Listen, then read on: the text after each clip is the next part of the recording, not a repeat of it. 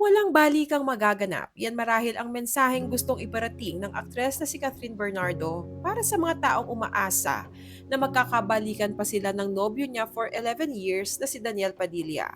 Matapos nilang i-announce na break na sila noong November 30. Bagaman hindi isinawalat ang tunay na dahilan ng kanilang hiwalayan, ay malakas naman ang usap-usapan sa loob ng industriya na pambababae umano ni Daniel ang naging ugat nito. Laking gulat ng netizens nang nitong gabi ng January 10 ay nakitang in-unfollow na ni Catherine si Daniel sa Instagram, na isang indikasyon na wala na siyang interes pa sa aktor at ayaw niya nang makita ang mga live updates nito. Tila nga ay may hindi magandang nangyari nitong nakaraan lamang. Pero nakafollow pa rin naman si Daniel kay Catherine sa mga oras na ito. Samantala, hindi lang si Daniel ang in-unfollow ni Catherine dahil pati ang mga magagandang aktres na sina Jillian Vicencio, Liza Soberano at Julia Barreto ay damay din sa pag-unfollow ni Catherine sa IG. Isang malaking palaisipan kung bakit nadamay pati sina Liza at Julia. Maiintindihan pa raw ang pag-unfollow niya kay Jillian dahil kumalat na link ito kay Daniel. Bagaman maring itinanggi iyon ni Jillian at sinabing friends lang sila ng aktor na nakasama niya sa ABS-CBN series na Too Good to be True.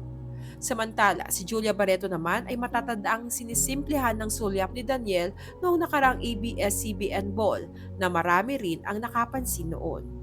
Samantala, nahihiwagaan naman ang marami sa partisipasyon ni Liza sa issue kung bakit pati siya ay in-unfollow ni Catherine.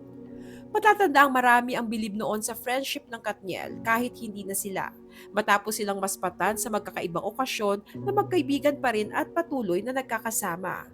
Gaya na lamang noong ABS-CBN Christmas Special at Asia Artist Awards, kung saan malambing at caring pa rin si Daniel, bagaman may mga senyales na halatang umiiwas na si Catherine sa kanya. Bukod pa dito, nang maspatan silang parating magkatabi noong wedding ng common friend nilang si Robbie Domingo noong January 6, kung saan sabay silang umalis ng simbahan. Akala ng marami all is well sa pagitan ng dati magkasintahan and they remain as friends. Kaya isang malaking pasabog ang biglaang pag-unfollow ni Catherine kay Daniel na sinundan pa ng pag-unfollow kina Julia, Liza at Jillian. Ano ang kinalaman ng mga aktres na ito sa issue ni Catherine at DJ? Bakit sila nasangkot sa paglilinis ni Catherine sa kanyang Instagram account? For her peace of mind nga ba kaya sila in-unfollow ni Catherine? Suportado naman ng fans ni Catherine ang ginawa niyang paglilinis sa kanyang Instagram. Tama lamang daw yon para sa ikapananatili ng kanyang inner peace. Samantala, ang desisyon na i-unfollow si Daniel Padilla ay isang kumpirmasyon na umabot na sa point of no return ang relasyon ni Catherine at Daniel. Payo naman ng netizens kay Daniel ay tigilan na daw ang pagdikit-dikit kay Kath dahil hindi nakakaaliw tingnan. At ang magandang gawin na lang ng aktor ay mag-move forward na lang at no looking back na. Samantala, viral naman ang video ni na Catherine Bernardo at Donnie Pangilinan sa wedding ng common friend nilang si Robbie Domingo nitong January 6. May mga ilang netizens ang siniship silang dalawa.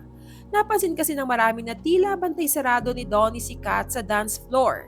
Kaya naman hindi maiwasang itanong ng press kay Donnie kung ano ang masasabi niya sa viral video nila ni Kath. Sagot ni Donnie, friends lang sila ni Catherine at very happy siya na makasama ang mga friends niya sa industriya sa kasal ni Robbie. Para daw kay Donnie, kampante siya dahil pawang magkakaibigan lamang sila. Ah, Siyempre, wedding ng friend namin yun. We had a great time. Lahat ng mga may friends sa showbiz, so pinapantayan namin ang isa't isa. Samantala, kung sisilipin ang social media accounts ni Catherine, ay tila nahanap na nito ang peace of mind para sa sarili dahil makalipas niyang i-unfollow ang ex-boyfriend na si Daniel at ang mahiwagang pag-unfollow niya rin kina Julia, Liza at Jillian ay naglabas siya ng live update kahit wala naman daw humihiling nito. Saan ni Kat sa caption, weekly life update nobody asked for, kasabay ang series of photos ng masasayang moments nitong nakaraang linggo. Mapapansin na puro good vibes ang ibinahaging litrato ni Catherine na tila sumasalamin sa state of mind and heart niya ngayon.